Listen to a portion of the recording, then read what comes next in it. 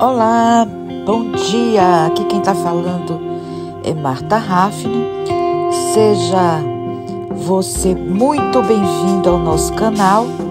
Sabemos que essa semana estamos fazendo assim, dessa forma. Estamos aqui ensaiando este novo modelo e gostaria de você saber o que você está achando, ok? Não esqueça de deixar o seu like, de você acionar aqui o sininho para que você receba novas notificações assim que eu postar ou entrar em live, ok? Você sabe que eu dependo disso para perseverar aqui juntamente com vocês. Hoje eu quero inclusive falar com vocês sobre como vocês usar seus dons espirituais com sabedoria. E eu venho aqui falar sobre duas mulheres do Antigo Testamento que receberam dons espirituais. Se pararmos para olhar justamente essas duas mulheres que usaram os seus dons, talvez a gente venha aprender a desembrulhar e usar os nossos dons que nós recebemos com muita sabedoria. Uma delas se encontra em 2º livro de Reis, capítulo de número 22, que a gente conhece, né, a história da Uda, que foi essa mulher notável. Ela viveu em Jerusalém em um momento que foi muito crítico ali da história de Israel. Os grandes reis, Davi e Salomão, praticamente tinham saído ali de cena. A nação ela estava dividida em dois grupos rivais. As 10 tribos do norte, se autodenominando Israel, e as 2 tribos do sul, que eram conhecidas como Judá. Tanto no norte como no sul, a idolatria, a adoração a Baal, rituais de prostituição e de sacrifício humano haviam adentrado ao culto religioso do povo. O Senhor Deus de Israel, algumas vezes, era visto apenas como um Deus entre muitos. Se nós pararmos para analisar, hoje em dia não está sendo muito diferente, não é isso? E outras vezes, simplesmente, não era nem mesmo cultuado o Deus de Israel. Imagine vocês, viu?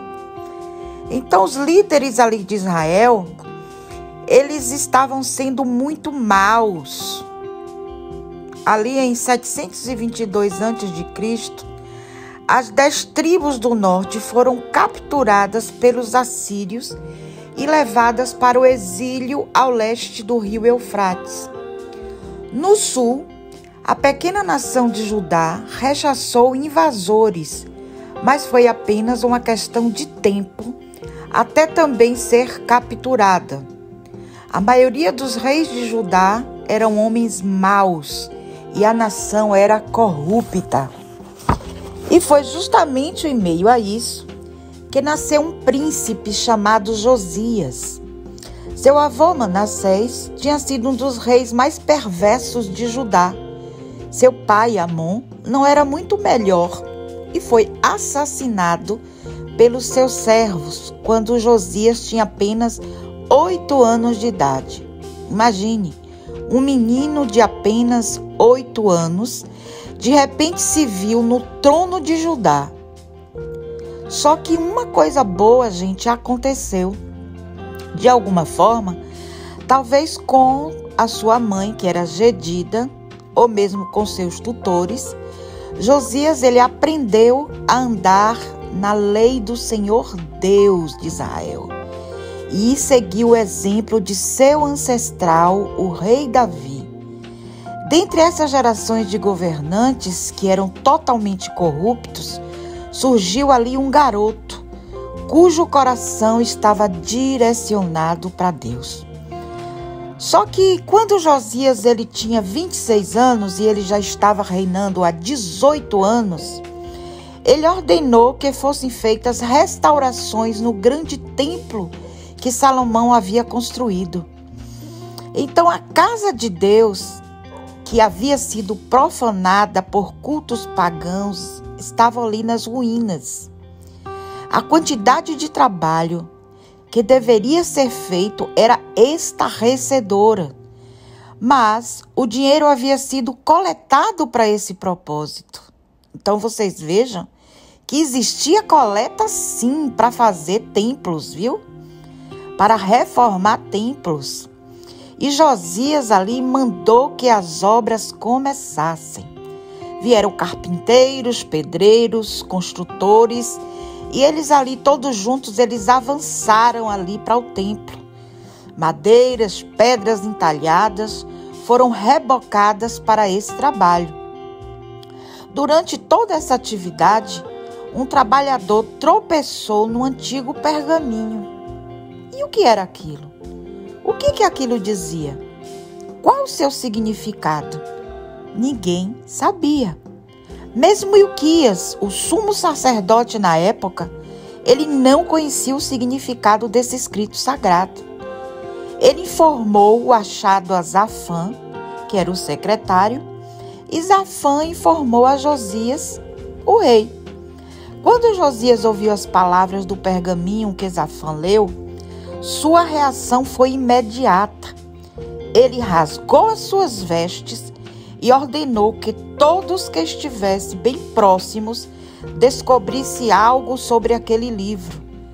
Seja o que for que Zafã tenha lido para Josias, falava claramente da destruição que Deus iria trazer ao seu povo se ele se afastasse de seu caminho. Não havia dúvida na mente de Josias que se aquilo tudo fosse verdade, seu reino corria grande perigo. Vamos ler aqui essa parte da reação.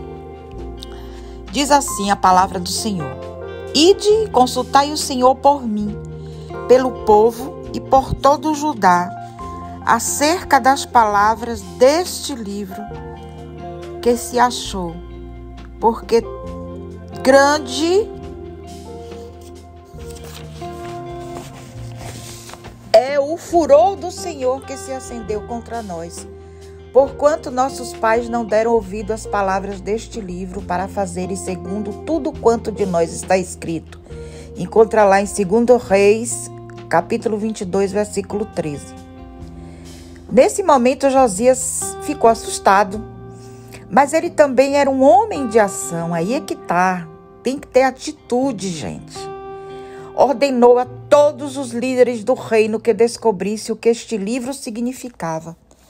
Para fazer isso, teriam que encontrar um profeta, alguém que pudesse discernir o significado por trás dessas palavras que estavam escritas.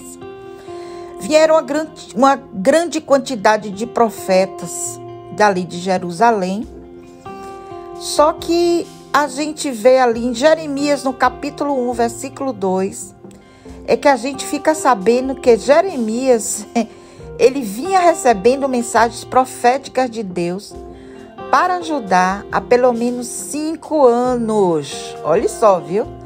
Na época em que o pergaminho foi encontrado, imagine, tinha já 5 anos que Jeremias, ele vinha recebendo essas mensagens da parte de Deus.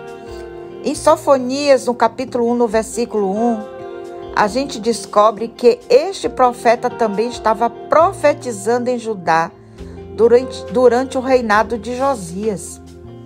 Então, queridos, não nos parece estranho que em 2 Reis, capítulo 22, 14, a gente lê ali que Ilquias, o sacerdote, e o restante dos conselheiros dos reis tenham procurado uma mulher para explicar a palavra do Senhor. Procuraram quem? Uda, uma profetisa que era esposa de Salum, que cuidava do guarda-roupa real. Imagine, que chique, hein? Que não era Uda. Então, a gente viu e ouviu também algumas declarações de que Deus, às vezes, ele é forçado a usar mulheres para fazer o trabalho de homens, quando estes não estão o quê? Disponíveis. Aí é que tá. Da mesma forma ali que nós sabemos que ele usou também a Débora. Então, pessoas às vezes usam essa argumentação para justificar o trabalho a que as mulheres realizam no campo missionário. É difícil sustentar essa ideia a partir simplesmente desse texto. Havia sim profeta homens em Jerusalém, mas Deus havia concedido um dom espiritual especial a Uda. E Deus usou ali para que fosse enviada-lhe a sua mensagem ao sumo sacerdote e ao rei. A gente sabe muito pouco sobre Uda. No versículo 14, nos diz que ela vivia na cidade baixa de Jerusalém. Na versão ali britânica da Bíblia, da King James, traduz como sendo na faculdade, ok? Em tempos, alguns mapas antigos de Jerusalém, a cidade baixa ou bairro novo, que significava, é chamado também como bairro universitário. E a tradução judaica nos diz que Uda provavelmente era uma professora. O que sabemos sobre ela é que ela era o quê? Uma profetisa. Ela recebia a palavra de Deus e a transmitia, para homens e mulheres. O fato de que Ilquias, o sumo sacerdote, e os outros servos do palácio terem procurado por ela sem hesitação, nos diz que era bem conhecida por seu discernimento e devoção. Ela podia ser confiável para lhes falar as palavras de Deus com nitidez, clareza e precisão. E que palavras Deus lhe deu? Veja o que foi que Uda disse àquele impressionante grupo de homens ali no palácio. Assim diz o Senhor, o Deus de Israel: dizei ao homem que vos enviou a mim, assim diz o Senhor: eis que trarei males sobre este lugar e sobre os seus moradores, a saber, todas as palavras do livro que leu o rei de Judá, visto que me deixaram e queimaram incenso a outros deuses, para me provocarem a ira com todas as obras das suas mãos. O meu furor se acendeu contra este lugar e não se apagará.